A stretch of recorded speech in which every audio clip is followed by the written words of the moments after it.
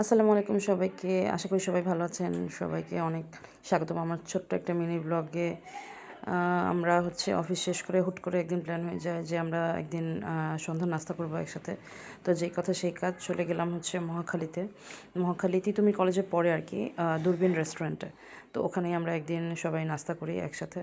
তো আমরা খাবারের জন্য ওয়েট করছিলাম অর্ডার দিয়ে। তো যার যার মন মতো শেষে অর্ডার করেছে। দেন আমরা জাস্ট ফটোশ্যুট চলছে আর কি। এটা তো চলবেই, এটা থাকবেই।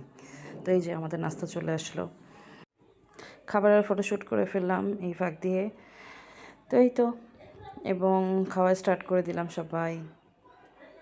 খুব মজাই ছিল, খাবারগুলো খারাপ ছিল না।